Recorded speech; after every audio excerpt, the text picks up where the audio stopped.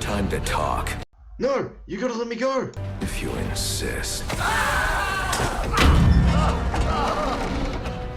Okay, fine. I'll tell you about The Last of Us. So it is finally over. The Last of Us TV show has aired, and everyone knows exactly what they were intending to do with this show.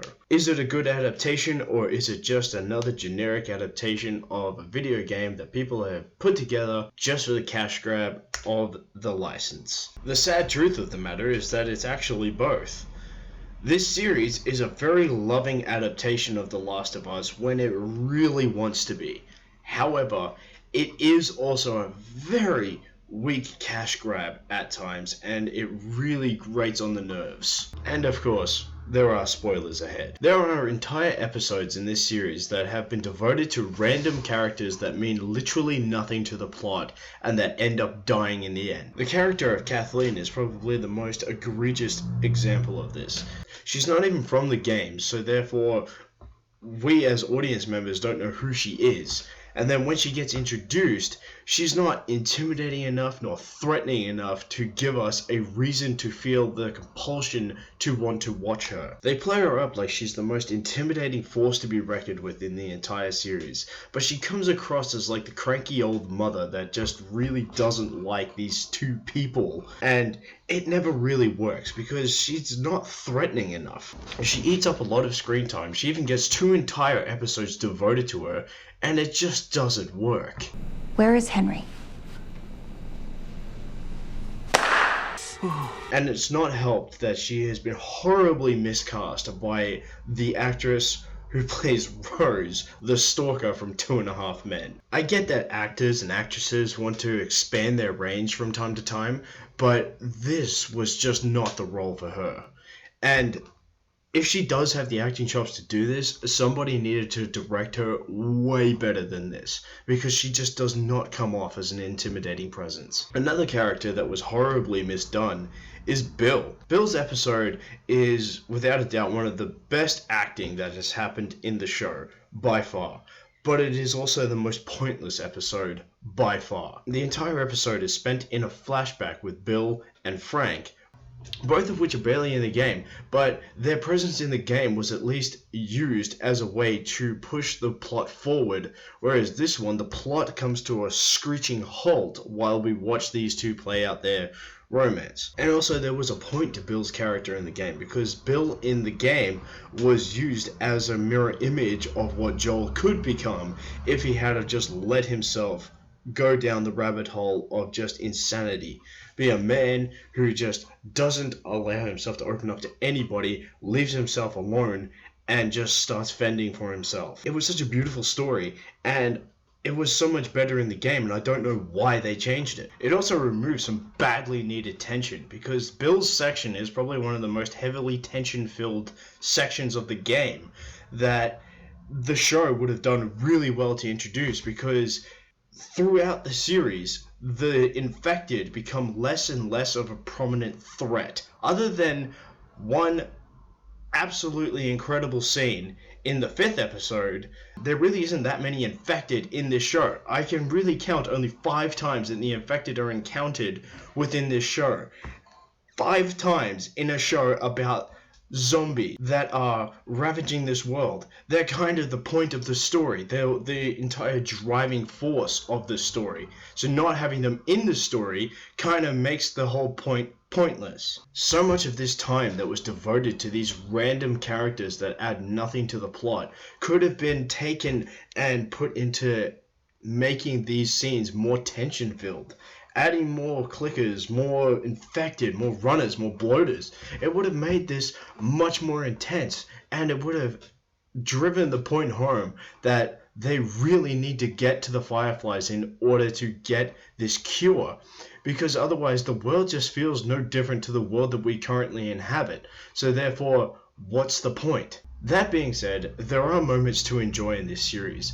This series is a lovingly well done recreation of the game. There are so many scenes that are pulled straight from the games, and they are done just as well as they were done in the game. There are moments where I do feel like that the game did them better, but there are also moments that were added that weren't in the game that were better than the game. Moments between Joel and Tommy, and Joel just breaking down and discussing how he feels like he's just too old for this. He's getting older, and all he's going to end up doing is get Ellie killed. It's a really well done scene, and Pedro Pascal does a great job. I'm sure there were so many of us that were very skeptical about the casting of Pedro Pascal and Bella Ramsey as Joel and Ellie, but both of these actors do a very good job in this role. Pedro Pascal, in my eyes, is a very big standout in this show. He does a wonderful job portraying a very somber yet hardcore version of Joel. And it is somewhat different to the games, where in the games Joel was a lot more badass and a lot more hardened and vile. Whereas in this, he's a lot more broken, beaten down. Moments like this between him and his brother really show that he is getting older and he's not going to survive much longer in this world. And I think Bella Ramsey does an absolutely outstanding job as Ellie. I think her portrayal of Ellie is a little different from how she is in the games, but I do think that this version of Ellie works very well for what they were going for.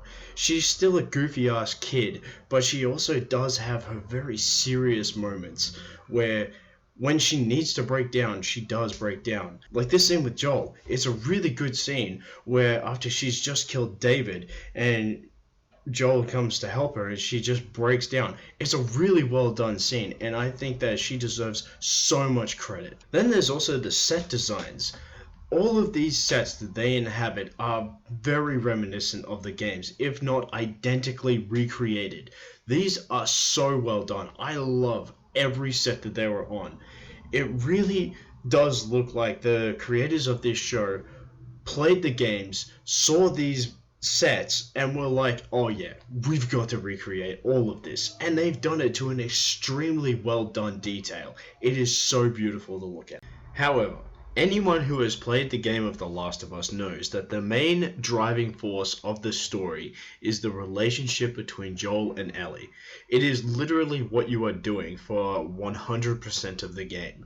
You as Joel are escorting Ellie to the Fireflies in order to perhaps make a cure in order to save humanity from the infected.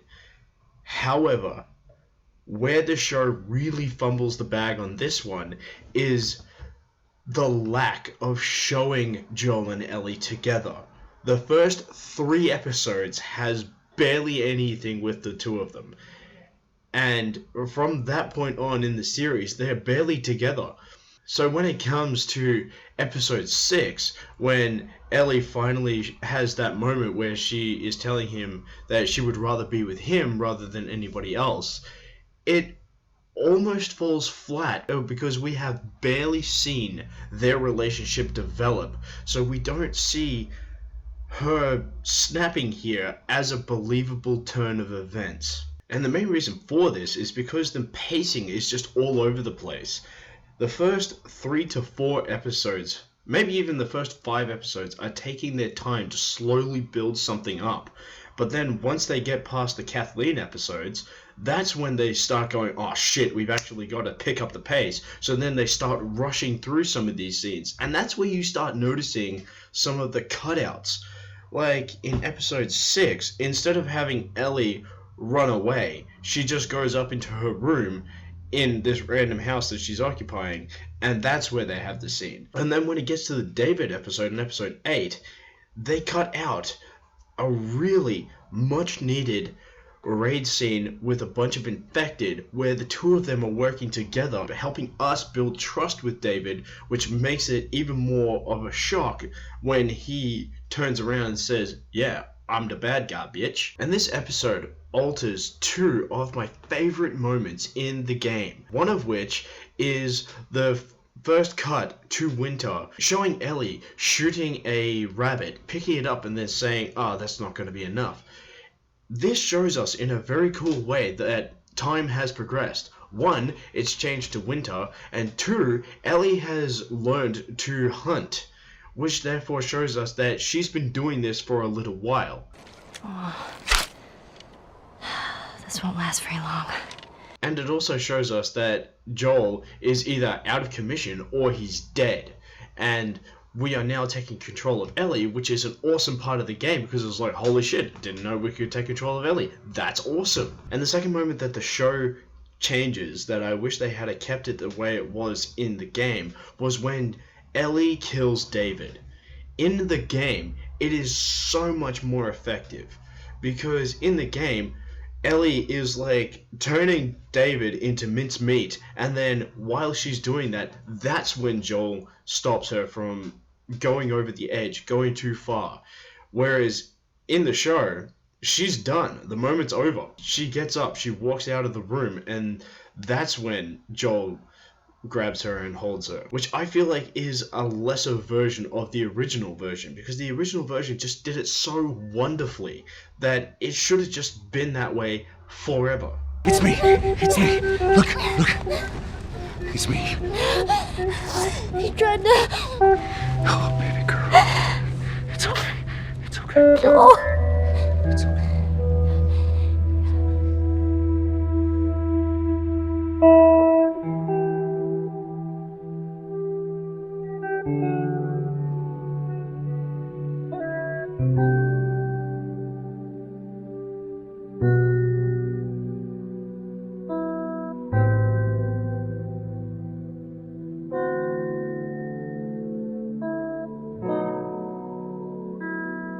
Was that not just more effective?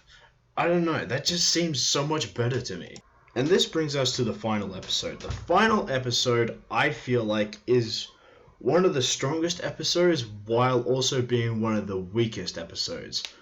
For one, it's also one of the shortest episodes of the season. I think it's even the shortest episode of the season, which means there's not a lot of time in this episode to develop any sort of payoff to what we've been building up. And the first 10 minutes of this 43-minute episode is of Ellie being born. I don't think that adds too much to this story, so therefore it's kind of irrelevant because it doesn't really...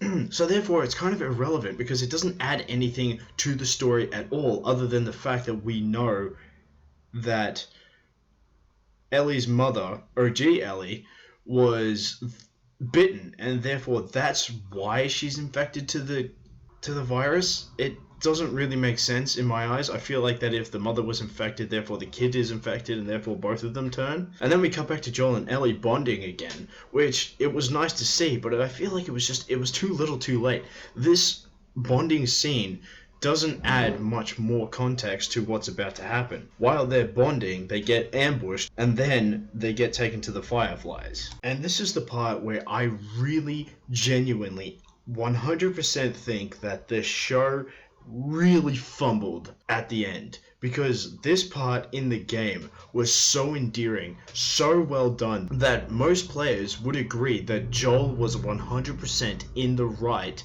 at this moment. Because one, we've spent the entire game bonding with Ellie. We've spent 90% of the time knowing what Joel wants in life. It's basically all to do with Ellie now. So we understood why he then decided to save her from being killed and also wipe out the Fireflies.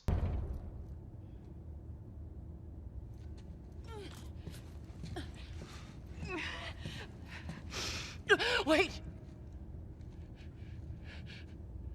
Let me go. Please.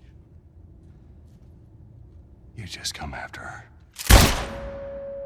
Whereas here, I didn't believe it for a second, and therefore I was not invested in anything that happened. For one, it comes off as jarring because Joel throughout the series has been shown as weak, as not in his prime anymore, so therefore when he goes beast mode and starts wiping out all of the Fireflies, I don't believe it because I don't think they set that up well. Whereas in the game, it was, because we spent the entire game as Joel kicking ass, defeating infected, defeating humans, beating some ass. And in this, he gets his ass beat all the time. So I didn't believe it when they were like, yeah, now he's beast mode all of a sudden. I'm like, where did this come from? It was jarring as hell. And another reason why I don't think it works is because they didn't spend enough time together. We didn't see them for a long period of time in this show together bonding. So therefore, when it finally came to this moment where Joel had to just beat some ass to save her life, I didn't believe it because they didn't really spend that much time together. They spent probably an episode and a half together on screen in total, and that is not nearly enough. They needed way more. They needed so much more. And this goes back to the pacing of the show. This is why they should have cut out some of this bullshit and add in some more scenes with Joel and Ellie to make this scene work. And then we come to the final scene, the cliffhanger of cliffhangers that everybody waited 7 years to see resolved. And I feel that it just falls flat. I do not think this scene works at all. Because for one, Joel seems like a fucking psychopath. He seems like an obsessed, riddled lunatic who's just like, I got a new toy, now I have to keep possession of it because nobody else can keep it. And it just comes off as weird and creepy. It doesn't come off as endearing the way that the game did. And when the final part rolls around and they're saying their lines, it really didn't feel like that they were trying. It felt like they got to this point and they were like, alright, it's the last fucking scene, get your line out, let's go home. I don't know, it might just be me, but I felt like that's what they were doing, and it really detracted from it. Well, maybe that's not what you Swear want. to me. Swear to me that everything you said about the Fireflies is true. I swear. Swear to me. Swear to me that everything that you said about the Fireflies is true. I swear.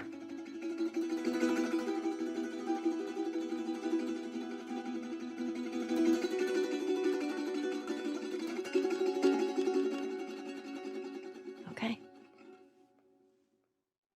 I know it sounds like I really went in hard on this show, but The Last of Us is one of the few games that I think is a perfect game. There are very few games that I would say is perfect, and The Last of Us is one of them. And I feel like that if you're going to adapt The Last of Us, you really need to get it right. And with the lack of infected, the lack of tension, the lack of development between Joel and Ellie, it really hits hard that it doesn't work. And I feel like it really needed to do better. But that's not to say that this show isn't worth watching. I would say that this show is worth watching if you want a Last of Us experience and just don't want to play the game. That's fine. This show would be a good experience for you, and all of my gripes with the show is based on the fact that I love the game so much. So I feel like as a viewing experience, it would be just fine for somebody who has never played the game. Now please, I told you what you want to know. Too late. I already have what I need. No! Ah!